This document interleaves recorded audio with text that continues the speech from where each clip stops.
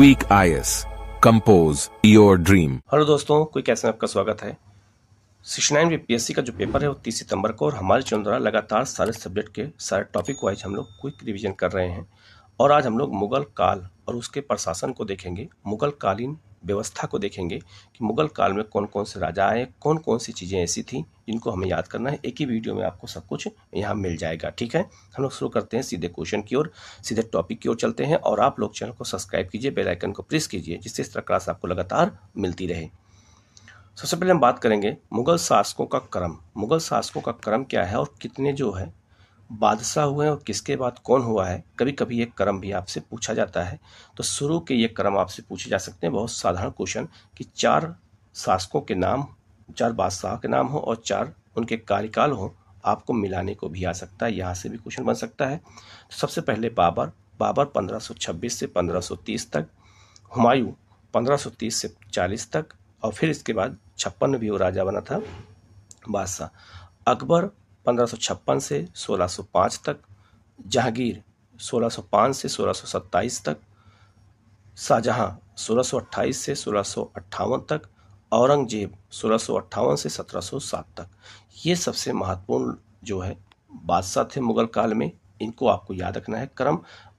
इसके अलावा आपको ये सबसे अंतिम के जो बादशाह थे उनको याद रखना है, जैसे आलमगीर द्वितीय, शाह आलम द्वितीय, अकबर द्वितीय और बहादुर शाह द्वितीय जफर जो है ये 1862 में मुगल काल पूरी तरह समाप्त हो गया। ठीक है, तो ये आपको याद रखना है। शुरू के आपको ज़्यादा याद रखना है, वो ज़्यादा इंपॉर्टेंट है। ठीक है, आगे बढ़ते हैं हम लोग मुगल कालीन प्रमुख साहित्य की चर्चा कर लेते हैं कि मुगल काल में कौन कौन से साहित्य हैं।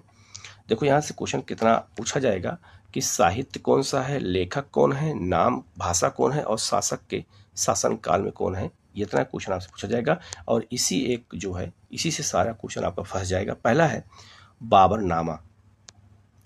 बाबरनामा, तो बाबरनामा का जो है अनुवाद किया गया था फारसी भाषा में, अब्दुल रहीम खान खाना ने किया था, फारसी भाषा में अनुवाद किया था, और बाबर के शासनकाल की ये पुस्तक थी बाबरनामा।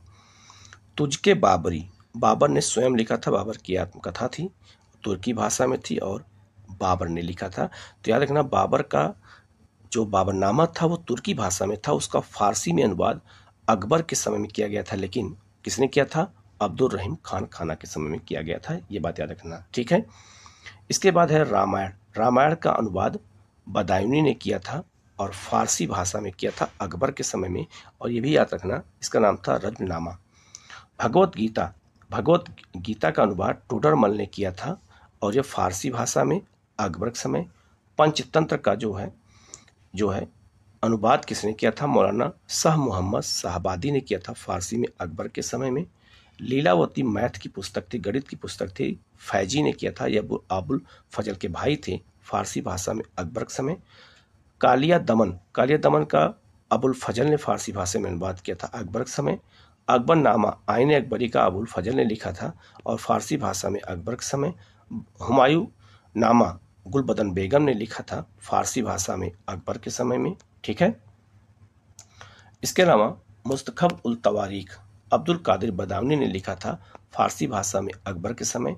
तबकाते अकबरी निजामुद्दीन अहमद ने लिखा था, फारसी में अकबर के समय। अथर्ववेद का सरहिंदी ने लिखा था, अनुवाद किया था फारसी में जहांगीर के समय। तुझके जहांगीरी, जहांगीर की आत्मकथा जहांगीर ने स्वयं लिखी थी, इसमें मदद किया था जहांगीर ने, और मोतमिद खां और मोहम्मद हादी ने फारसी में जहांगीर में के समय में। और इकबालनामा ये जहांगीरी लिखा था, मोतमिद खां जो है बख्शी ने फारसी में जहांगीर के समय में। ये बहुत महत्वपूर्ण सब पुस्तकें हैं, इनको आपको याद रखना है। योग वशिष्ठ, योग वशिष्ठ का अनुवाद दारा सिकोह ने किया था, फारसी में याद रखना शाहजहां के समय में। 52 उपनिषद को सिर ए अकबर के नाम से दारा सिकोह ने ही अनुवाद किया था फारसी में शाहजहां के समय में। और शाहजहांनामा लिखा था इनायत खान ने फारसी में शाहजहां के समय में। पादशाहनामा भी एक मोहम्मद अमीन ने लिखा था, जो है फारसी में जहांगीर वो शाहजहां के समय में। ये बहुत महत्वपूर्ण पुस्तक है। नुस्खा ए दिलकुशा ये भीमसेन ने लिखा था औरंगजेब के समय में। ये क्वेश्चन बहुत महत्वपूर्ण है। और नेक्स्ट है याद रखना, औरंगजेब को आलमगीर भी कहते थे। तो आलमगीरनामा मिर्जा मोहम्मद कासिम ने लिखा था, औरंगजेब का इतिहास लिखा था। और मुहासिर ए आलमगीरी साकी मुस्तैद खान ने लिखा था औरंगजेब के समय में, ठीक है। और एक है फतवा है आलमगीरी, निजामुद्दीन अहमद ने लिखा था, ये औरंगजेब के समय में। तो ये बहुत महत्वपूर्ण पुस्तकें हैं, ये आपसे पूछा जाएगा एग्जाम, इसको एक बार अच्छे से देख लीजिएगा तो आपको पूरा याद हो जाएगा। और आप हमारे चैनल को सब्सक्राइब कर लीजिएगा, बेल आइकन को प्रेस कर लीजिएगा। इसके अलावा हमारे इसी वीडियो के कमेंट में मैं अपना टेलीग्राम लिंक शेयर कर दूंगा, तो आप वहाँ टेलीग्राम लिंक ज्वाइन कर लीजिएगा। PDF ग्रुप अलग है, टेस्ट ग्रुप अलग है, दोनों ज्वाइन कर लीजिएगा, आपको सारा PDF भी वहाँ मिलता रहेगा, ठीक है। आगे आते हैं बाबर के बारे में। बाबर का जो जन्म हुआ था वो फरगना में हुआ था। कब हुआ था?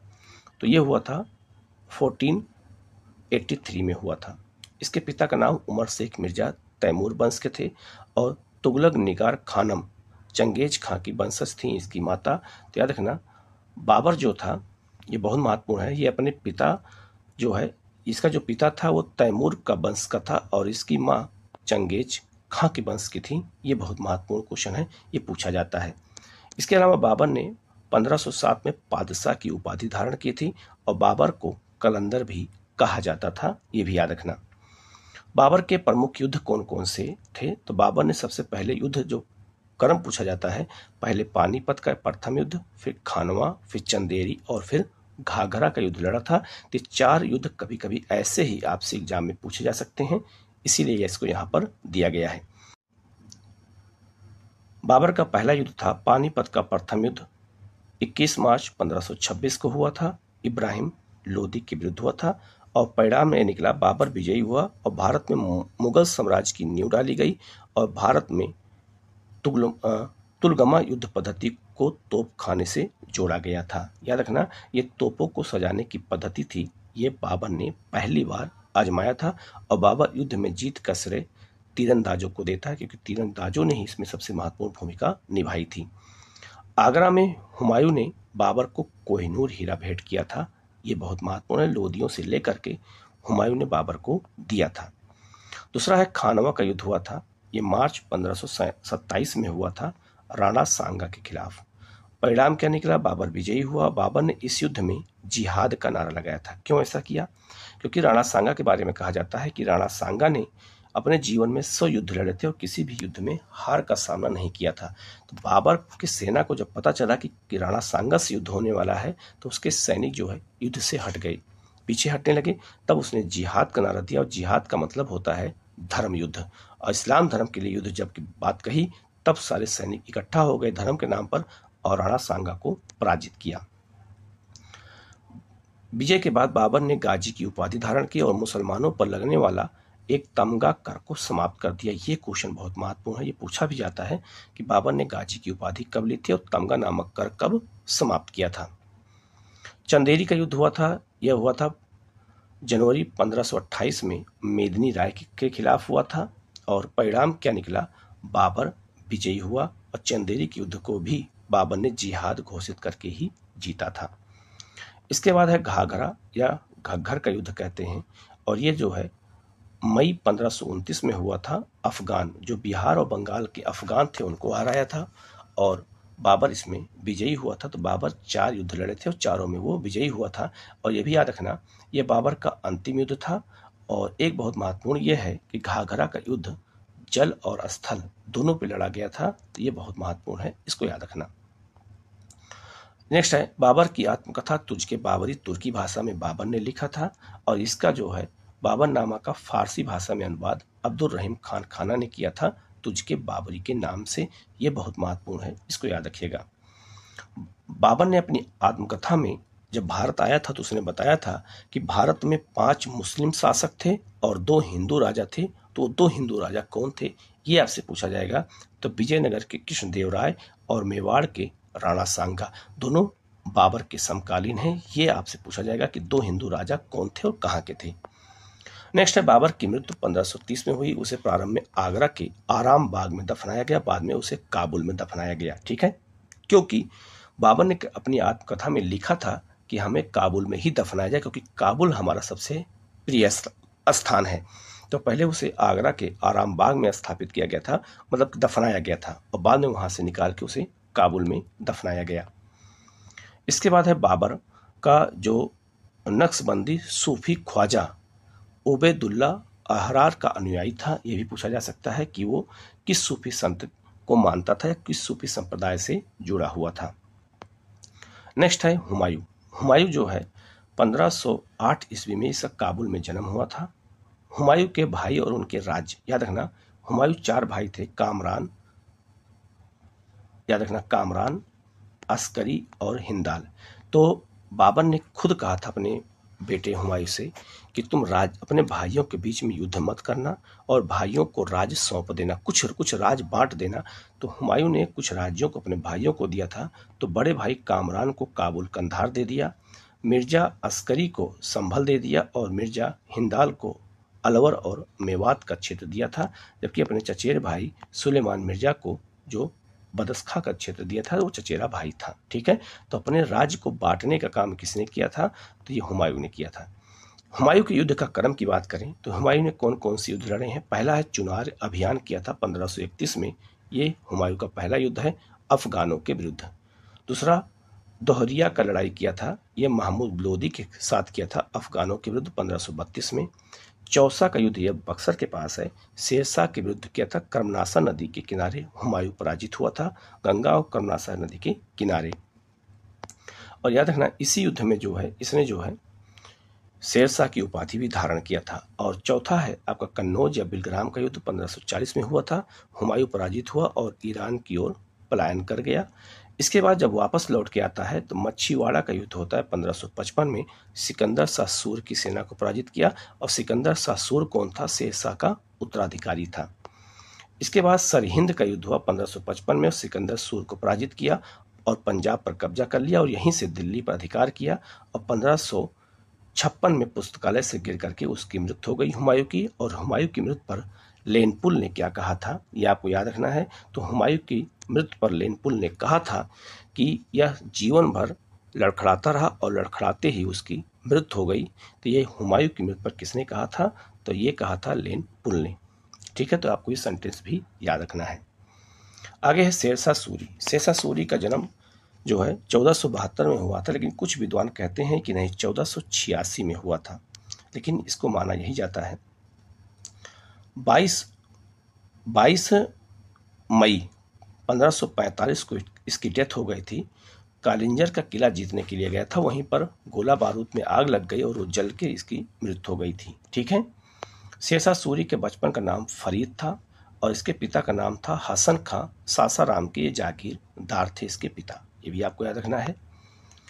शिक्षा कहाँ हुई थी? जौनपुर में। इसकी शिक्षा जौनपुर में हुई थी। किसकी? तो शेरशाह सूरी की हुई थी और इसकी उपाधि थी शेर खां, हजरत ए आला और पादशाह की उपाधि लिया। यह द्वितीय अफगान साम्राज्य का संस्थापक माना जाता है।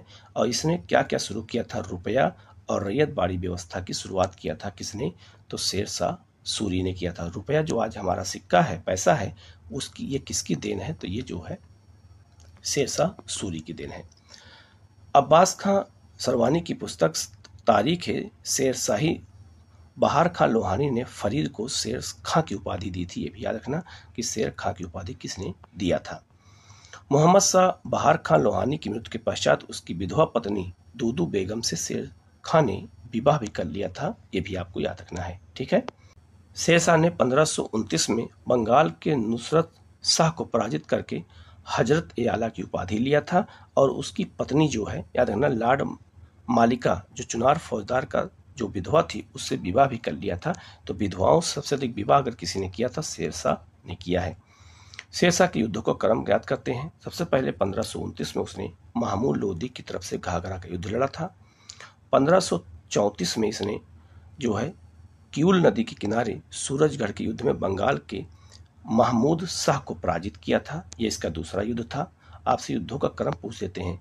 1539 में कर्मनासा नदी किनारे जो गंगा कर्मनासा के बीच में था, चौसा के युद्ध में हुमायूं को पराजित किया और शेरशाह की उपाधि धारण किया। और 1540 में कन्नौज बिलग्राम के युद्ध में हुमायूं को पराजित करके दिल्ली पर अधिकार कर लिया और दिल्ली पर द्वितीय अफगान राज्य की स्थापना की है। ये बहुत महत्वपूर्ण है, ये आपको याद रखना है। सूर्यवंश की इसने नींव रखी। तो हुमायूं, वो शेरशाह सूरी जो है हुमायूं को पराजित करके दिल्ली पर कौन सा वंश स्थापित किया था?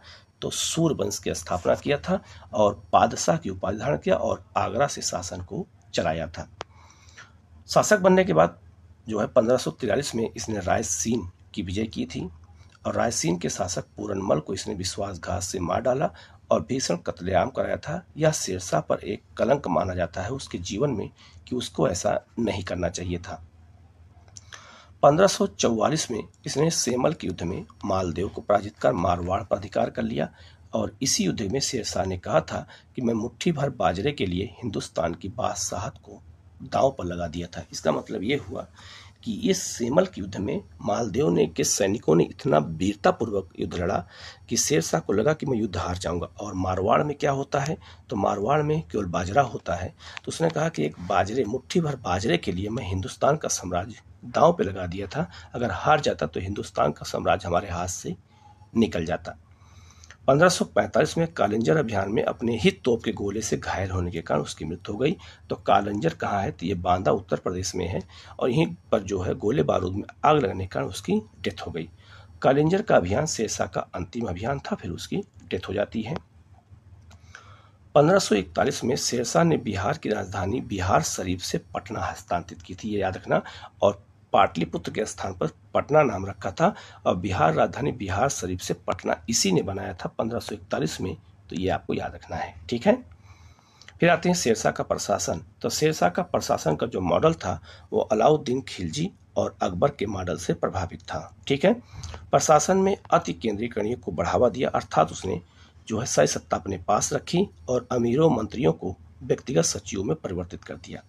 परंपरागत विभाग दीवान बिजारत, दीवान आरिज, दीवान इंसा, दीवान रसालत और दीवान कजा नामक विभाग इसने बनाया था और शासन इसी व्यवस्था पर चलाया। शेरशाह ने अपने साम्राज्य को कई सरकारों में बांटा था, जिसे हम क्या कहते हैं? जिला कहते हैं। आरंभ में 47 सरकारें थी, लेकिन बंगाल विभाजन के बाद उसे 16 सरकारों में विभाजित कर दिया। इस प्रकार कुल 63 सरकारें किसके समय में थी? तो शेरशाह सूरी के समय में थी। सरकार का विभाजन सिकदार या सिकदारन प्रशासन में और मुंसिफ जो है मुंसिफाक या भू राजस्व में उसने चलाया था, ऐसे उसने विभाजन किया था। उसने भू राजस्व व्यवस्था हेतु रैयत बाड़ी की शुरुआत किया है। ये बहुत महत्वपूर्ण है कि रैयत बाड़ी की शुरुआत किसने किया है? तो शेरशाह सूरी ने किया है। किसानों के साथ इसने प्रत्यक्ष संबंध स्थापित किया और उसने पट्टा और काबूलियत नामक प्रथा की शुरुआत की। तो जमीन जो पट्टा दिया जाता है, पट्टा के बदले जो लिखित में किसानों से लेते थे उसे कबूल करते थे जमीन लेने को, तो उसे कबूलियत कहा जाता था। तो ये बहुत महत्वपूर्ण है, याद रखना। शेरशाह द्वारा भूमि की माप करवाई गई और माप की इकाई के रूप में गज सिकंदरी का इसने प्रयोग किया था, ये भी याद रखना। और शेरशाह से पहले अलाउद्दीन खिलजी और सिकंदर लोदी ने भी भूमि की माप कराई थी, आगे अकबर ने भी करवाया था। उत्पादकता के आधार पर भूमि को 3 भागों में उसने बांटा था। किसने? तो यह बांटा था आपका शेरशाह ने, ठीक है। उसने अनाजों की एक तालिका बनवाई थी कि अनाज कितने रुपए में बिकेगा और सैन्य सुधार के अंतर्गत उसने घोड़ों को दागने और हुलिया पद्धति का पुनर्जीवित किया, उसने इसकी भी शुरुआत की। कानून व्यवस्था के क्षेत्रीय अपराध के लिए क्षेत्रीय उत्तरदायित्व का सिद्धांत लागू किया कि जो अगर क्षेत्र के स्तर पर कहीं अपराध करता है तो उसकी जिम्मेदारी क्षेत्रीय राजा की होगी। लगभग 1700 सरायों का निर्माण कराया जो डाक चौकियों का भी काम करते थे। तो सड़क किनारे सरायों का निर्माण कराया जहाँ पे जो है लोग विश्राम करते थे और उसको डाक चौकी में भी बदला गया था। इसने दोआब में भू राजस्व प्रबंधन के लिए विलायत नामक प्रशासनिक जो है इकाई को भी अपनाया था, ये भी बहुत महत्वपूर्ण है। और दोआब का यहाँ मतलब क्या होगा? तो दोआब का मतलब होगा यहाँ पर जो है, याद रखिएगा, ये आपका कौन सा क्षेत्र है? गंगा यमुना का दोआब। सरकार का विभाजन परगनों में किया। प्रशासन की सबसे छोटी इकाई इसको गांव थी, इसे डेल या मौजा भी कहा जाता था, ये भी याद रखना। उसने चांदी का रुपया चलाया था, ये बहुत महत्वपूर्ण है और जो आज भी जारी है रुपया के नाम से। अब्बास का सरवानी ने उसकी जीवनी तारीख शेरशाही के नाम से लिखी थी। ये क्वेश्चन कई बार आ चुका है कि अब्बास का सरवानी ने किसका इतिहास लिखा था? तो शेरशाह का इतिहास लिखा था। इसने स्थापत्य में क्या किया था, तो आधुनिक पटना की स्थापना इसने किया था, ये बहुत महत्वपूर्ण है। और शेरशाह ने सासाराम बिहार में अपना मकबरा बनवाया। इस मकबरे में एक कृत्रिम झील है जो अष्टकोणीय आकार में बलुआ पत्थर से निर्मित है। ये आप मैप में इसको देख सकते हैं, ठीक है। और याद रखिएगा, इसके जो सासाराम का मकबरा है, इसमें इसके पिता को भी दफनाया गया है, इसके बेटे को भी दफनाया गया है। तो 3 लोगों का मकबरा है, ये भी याद रखना। नेक्स्ट है, इसे बिहार का ताजमहल भी कहते हैं। 1545 में शेरशाह सूरी द्वारा शेरशाह सूरी मस्जिद पटना का निर्माण कराया गया, जो अफगान शैली में स्थित है, बनी है। और पटना स्थित पत्थर की मस्जिद का निर्माण जहांगीर के बेटे परवेज शाह द्वारा तब किया गया था, जब वह बिहार का गवर्नर था। इसे सैफ खान की मस्जिद या चिमची घाट मस्जिद या संगी मस्जिद के नाम से भी जाना जाता है। ये पटना में है, तो भी क्वेश्चन आपसे एग्जाम में पूछा जा सकता है। उसके बाद उसका पुत्र जलाल खां इस्लाम शाह के नाम से शासक बना, लेकिन उसको जो है बाद में सिकंदर सूरी बनता है, उसको हरा करके फिर हुमायूं ने कब्जा कर लिया। आते हैं अकबर की ओर। 1556 से लेकर 1605 ईस्वी तक शासन किया अकबर ने। इसका जन्म 15 अक्टूबर 1542 को हुआ था। अमरकोट पाकिस्तान में है, और वहाँ के राणा 20 साल के महल में हुआ था, जब हुमायूं भाग करके ईरान जा रहा था तब। इसका राज्याभिषेक कहाँ हुआ था? इसका राज्याभिषेक 13 वर्ष की आयु में हुआ था, ये बहुत महत्वपूर्ण है, पूछा जा सकता है। और कहाँ हुआ था? कलानौर पंजाब में हुआ था। किसने किया था? बैरम खान ने कराया था, 14 फरवरी, ठीक है, 14 फरवरी 1556 को इसका जो है राज्याभिषेक हुआ था अकबर का। अकबर का सबसे जो प्रमुख युद्ध है वो है आपका पानीपत का द्वितीय युद्ध। ये हेमू के साथ हुआ था और अकबर विजयी हुआ। हेमू बैरम खां के हाथों मारा गया था, और हेमू विक्रमजीत या विक्रम, या देखना वो क्या कहते हैं, विक्रमादित्य की उपाधि धारण करने वाला ये पहला व्यक्ति था। और इसे याद रखना, ये आदिल शाह सूर का मंत्री भी था। और याद रखना, ये हेमू प्रारंभ में नमक बेचता था और कहता था कि अगर भाग्य ने साथ दिया तो मैं एक दिन मुगलों को भारत से बाहर जरूर करूंगा, और यही बात शेरशाह ने भी कही थी। नेक्स्ट है हल्दी घाटी का युद्ध। ये अकबर का सबसे महत्वपूर्ण युद्ध था, और ये 18 जून 1576 को हुआ था, ठीक है। महाराणा प्रताप मेवाड़ के राजा थे और अकबर विजयी हुआ। लेकिन इस युद्ध में मुगल सेना का नेतृत्व मान सिंह ने किया था और आसफ खान ने किया था, और महाराणा प्रताप की ओर से हाकिम खां, और जो है इसने एक मुस्लिम होकर के इसने युद्ध लड़ा था, और गुरिल्ला युद्ध पद्धति का जनक भी महाराणा प्रताप को माना जाता है। और आगरे के किले का निर्माण अकबर ने कराया था, ये भी याद रखना। और आगरा का जो किला है ये सबसे महत्वपूर्ण किला माना जाता है, इसका निर्माण अकबर ने ही कराया था। नेक्स्ट है आपका, अकबर ने गुजरात विजय के उपलक्ष्य में बुलंद दरवाजा बनवाया था। तो बुलंद दरवाजा फतेहपुर सीकरी में है, और इसका निर्माण याद रखना किसके समय में किया गया था? तो ये अकबर समय में, और गुजरात विजय की याद में उसने करवाया था, ये भी याद रखना। इसके बाद है अकबरनामा ग्रंथ की रचना अबुल फजल ने की थी, जिसमें अकबर का इतिहास लिखा गया है। और अकबर का राजकवि किसे नियुक्त किया गया था? फैजी को नियुक्त किया गया था, ये याद रखना। और दीन ए इलाही को स्वीकार करने वाला एकमात्र हिंदू कौन था? बीरबल था, जिसे महेश दास कहा जाता था। तो अकबर ने एक नया धर्म चलाया था, दीन ए इलाही। अकबर के नवरत्न कौन कौन से थे? ये भी क्वेश्चन कभी कभी पूछ लेता है। तो बीरबल थे, अबुल फजल थे, तानसेन थे, टोडरमल थे, मान सिंह थे, अब्दुल रहीम खान खाना थे, मुल्ला दो प्याजा थे, और फ़कीर जो है अजीउद्दीन थे, और फैजी थे। याद रखना, मुल्ला दो प्याजा और बीरबल में कभी पटती नहीं थी, वो एक दूसरे को हमेशा गाली देते थे। और मुल्ला दो प्याजा जो एक आँख के अंधे थे और अपने साथ 2 प्याज हमेशा रखते थे, इसलिए इनका नाम पड़ गया मुल्ला दो प्याजा, ठीक है। टोडरमल अकबर के दीवान थे, मतलब वित्त मंत्री थे। इन्होंने भू राजस्व के क्षेत्र में ख्याति प्राप्त की थी, और इन्होंने भू राजस्व के लिए 10 साला व्यवस्था की शुरुआत की थी, ये बहुत महत्वपूर्ण है, ये आपको याद रखना है। टोडरमल का जन्म उत्तर प्रदेश के सीतापुर में हुआ था। आईने 10 साला जब्ती व्यवस्था की शुरुआत किसने किया था? तो ये टोडरमल ने किया था। इसके अंतर्गत क्या था? तो अगले इसमें अलग अलग फसलों के पिछले 10 वर्षों के उत्पादन और उसी समय के प्रचलित मूल्यों का औसत निकालकर औसत का 1/3 राजस्व लिया जाता था। तो ये 10 साला व्यवस्था यही थी, यही टोडरमल ने शुरू किया था, ठीक है। तानसेन कौन थे? तो तानसेन का पूरा नाम था राम तनु पांडे, और इनका जन्म ग्वालियर में हुआ था, और तानसेन का मकबरा भी ग्वालियर में है। और इन्हें अकबर ने उपाधि क्या दिया था? कंठाभरण बाणी बिलास की उपाधि दिया था तानसेन को, ये भी आपको याद रखना है। अकबर के महत्वपूर्ण कार्य क्या थे? अकबर ने 1562 में, याद रखना बहुत महत्वपूर्ण है, 1562 में दास प्रथा को समाप्त कर दिया। 1563 में तीर्थ यात्रा को समाप्त किया था। 64 में जजिया कर को समाप्त किया, बहुत महत्वपूर्ण है। कभी कभी आपसे ये क्रम पूछा जा सकता है कि क्या क्या उसने किया था। 1571 में इसने फतेहपुर सीकरी की स्थापना की और राजधानी आगरा से फतेहपुर सीकरी को हस्तांतरित कर दिया। किसने? तो ये अकबर ने किया। 1575 में इसने इबादत खाना की स्थापना की थी। इबादत खाना एक प्रार्थना भवन माना जाता था जहां सभी धर्मों के लोग बैठते थे। और याद रखना 1578 में इसने इबादत खाना सभी धर्मों के लिए भी खोल दिया था। तो 1579 में इसने मजहर की घोषणा की थी और 1582 में इसने दीन ए इलाही चलाया था और 1583 में इलाही संबत की शुरुआत की थी। तो ये सब सारे बहुत महत्वपूर्ण ये क्वेश्चन हैं, इसे आपसे पूछे जा सकते हैं। एक बात याद रखना, जो इबादत खाना बनवाया गया था ये बहुत महत्वपूर्ण है, फतेहपुर सीकरी बनवाया गया था और इबादत खाना एक धर्म सभा था। तो इसमें किस किस धर्म के लोग आते थे, बात किए थे। तो हिंदू धर्म की ओर से पुरुषोत्तम और देवी लाल गए थे इबादत खाना में। ईसाई धर्म की ओर से आका बीवा और मांस रेसात गए थे।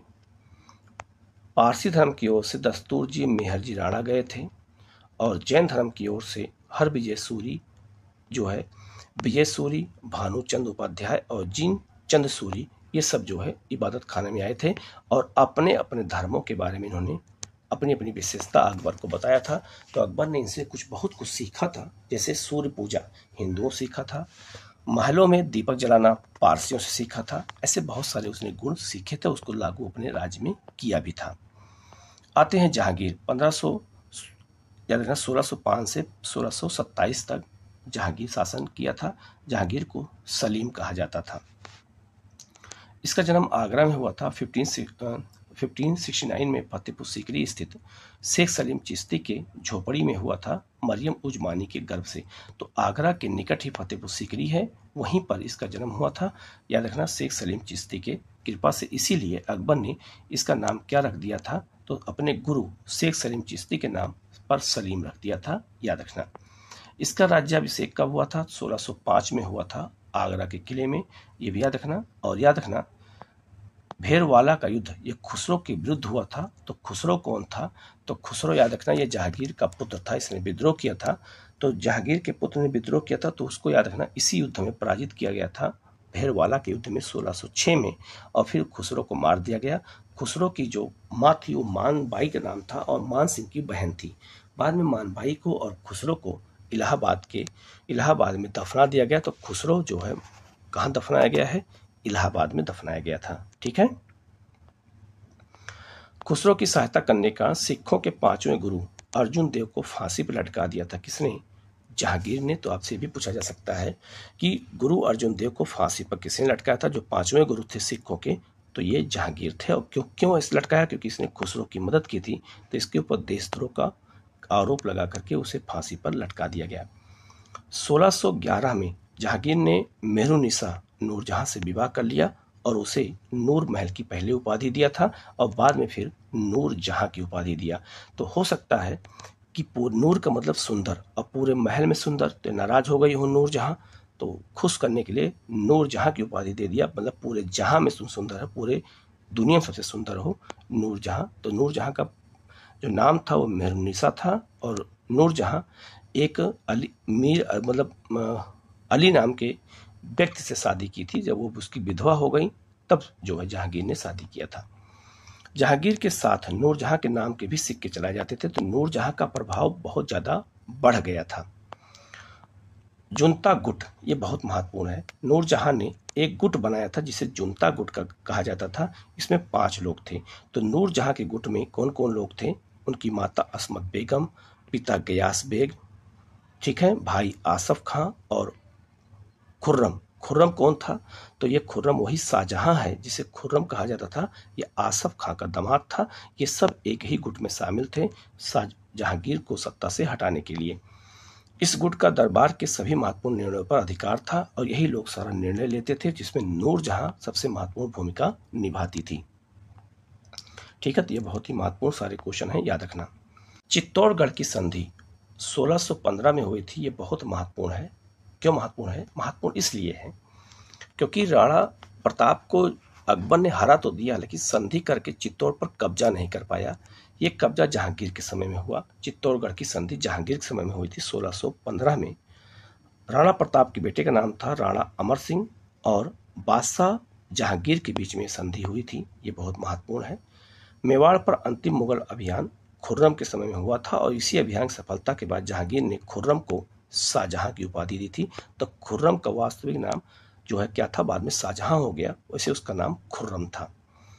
जहांगीर अफगानों को मनसबदारी पद्धति में शामिल करने वाला पहला मुगल शासक था, यह भी याद रखना, जो अफगानों को भी अपने राज्य में शामिल किया। जहांगीर के समय शाह अब्बास प्रथम ने कंधार पर विजय प्राप्त किया था, यह भी याद रखना, तो कंधार इसी समय जीता गया था। एक होता है पित्रा-दूरा शैली से निर्मित एतमाउद्दौला का मकबरा, पूर्णतः संगमरमर का बना है। ये नूरजहां ने बनवाया था। कहाँ पर? तो आगरा में बनवाया था। ये बहुत महत्वपूर्ण है। और पित्रा-दूरा शैली का मतलब होता है कि संगमरमर के पत्थर पर कढ़ाई करके चित्रकारी करना, इसे पित्रा-दूरा शैली कहा जाता है। और एतमाउद्दौला का मकबरा पूर्ण रूप से संगमरमर का भी बना है। अशोक के कौशाम्बी स्तंभ पर समुद्रगुप्त और जहांगीर का लेख भी मिलता है, ये भी याद रखना। ये अशोक का इलाहाबाद में जो स्तंभ लगाया गया है। जहांगीर के काल में आने वाले प्रमुख दूत कौन कौन से थे, ये बहुत महत्वपूर्ण है। तो विलियम हॉकिंस आया था, इसके बाद पॉल कैनिंग आया, फिर विलियम एडवर्ड आया और फिर थॉमस रो आया था। तो ये क्रम भी आपसे पूछा जा सकता है, ये भी आपको याद रखना है, ठीक है। आगे बढ़ते हैं, शाहजहां के बारे में बात करते हैं। शाहजहां का जो जन्म हुआ था ये 1592 में हुआ था और इसका राज्याभिषेक फरवरी 1628 में आगरा में हुआ। जुझार सिंह के विद्रोह में बुंदेलों के विद्रोह का इसने नेतृत्व किया था, इसके समय में हुआ था। और शाहजहां ने 1632 में हुगली के नज़दीक पुर्तगालियों को भी हराया था। यह भी पूछा जा सकता है कि पुर्तगालियों को बंगाल में किसने हराया था, तो शाहजहां ने हराया था। शाहजहां ने राजधानी आगरा से दिल्ली को बनाया और दिल्ली में इसने लाल किला और जामा मस्जिद का निर्माण कराया था। शाहजहां के काल में आने वाला विदेशी यात्री कौन था, ये बहुत महत्वपूर्ण है। पीटर मुरी इटली का यात्री था, ये बहुत महत्वपूर्ण है, आपसे पूछा जा सकता है, ठीक है।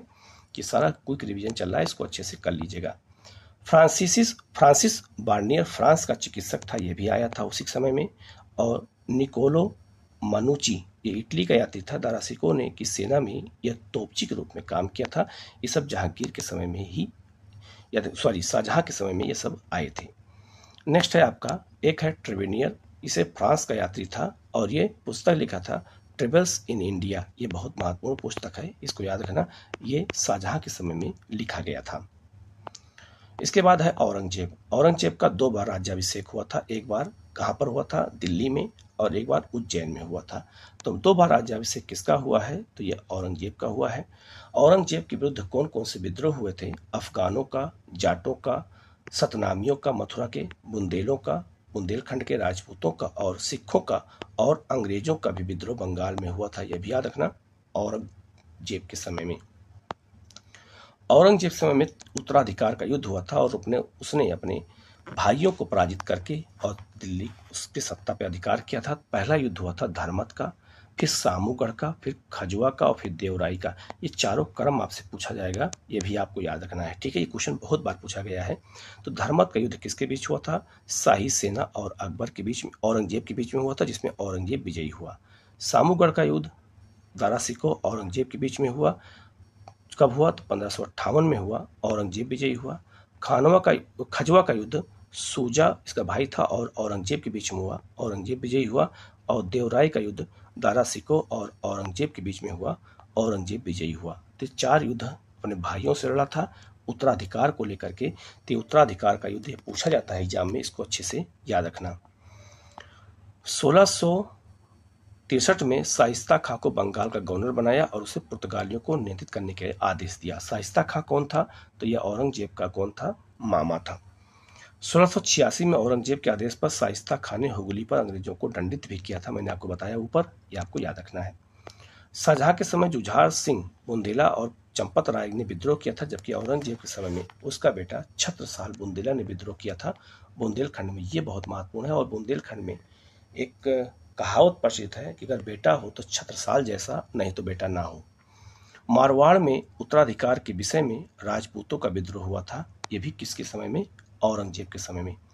औरंगजेब ने सिखों के 9वें गुरु तेग बहादुर की हत्या भी करवा दी थी। ये भी आपको याद रखना है, ठीक है, जो गुरु गोविंद सिंह के पिताजी थे। यहीं दिल्ली में कराया था, वहीं उन्हीं के नाम पे शीशगंज गुरुद्वारा रखा गया है। औरंगजेब व्यक्तिगत खर्च हेतु कुरान की प्रतियां लिख करके और टोपी सिलता था और उसी से अपना गुजारा चलाता था। ये कभी भी जो है व्यक्तिगत खर्च के लिए राज्य से पैसा नहीं लिया, खजाने से। औरंगजेब को जिंदा पीर भी कहा जाता था और इसने पुरंदर की संधि इसके समय में हुई थी। 11 जून 1665 को जय सिंह और शिवाजी के बीच में हुई थी। ये बहुत महत्वपूर्ण है, इसको आपको याद रखना है कि पुरंदर की संधि किसके समय में और किसके किसके बीच में हुई है। औरंगजेब ने सिखों के 9वें गुरु गुरु तेग बहादुर की हत्या करवा दी थी और औरंगजेब ने 1679 में जजिया कर को पुनः लागू कर दिया था। तो अकबर ने जिस जजिया कर को समाप्त किया था उसे पुनः लागू औरंगजेब ने किया था। आजम शाह ने औरंगाबाद महाराष्ट्र में बीबी का मकबरा का निर्माण कराया, ठीक है, इसे द्वितीय ताजमहल भी कहा जाता है। तो ये बहुत महत्वपूर्ण है, ये इसके सेनापति ने कराया था और ये इसके बीबी का मकबरा है और इसे ताजमहल की जुड़वा या दक्षिण भारत का ताजमहल भी कहा जाता है। इसको आप देख लीजिएगा, ठीक है।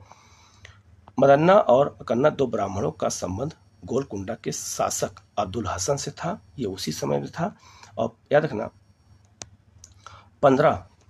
1574-75 में बिहार पुनः मुगल साम्राज्य में शामिल हो गया था और औरंगजेब ने अजमुत शाह को बिहार का सूबेदार बनाया था। उसने पटना का नाम अजीमाबाद रख दिया था। तो अजीमाबाद पटना का नाम कब रखा गया था, ये याद रखना। ये रखा गया था किसके समय? औरंगजेब के समय। फर्रुख सियर का राज्याभिषेक पटना में हुआ था। पूछा जाएगा किस मुगल बादशाह का जो है राज्याभिषेक पटना में हुआ था, तो याद रखना फर्रुख सियर का हुआ था। और 1701 में औरंगजेब ने मुरीद कुली खां को बंगाल, बिहार, उड़ीसा का दीवान नियुक्त किया था, जिसे 1704 में बंगाल की राजधानी ढाका से मुर्शिदाबाद को हस्तांतरित किया था। ये भी आपको याद रखना है, ठीक है। तो ये मुगल काल का बहुत महत्वपूर्ण टॉपिक था, मैंने करा दिया है। एक वीडियो मुगल काल का और लाऊंगा जिसमें मुगल कालीन स्थापत्य कला और मुगल काल का प्रशासन दोनों बता दूंगा। तो आपका जो है सारा रिवीजन हो जाएगा, ठीक है। आप लोग चैनल को सब्सक्राइब कर लीजिएगा, बेल आइकन को प्रेस कर लीजिएगा, जिससे इस तरह क्लास आपको लगातार मिलती रहे, ठीक है। Okay, thank you.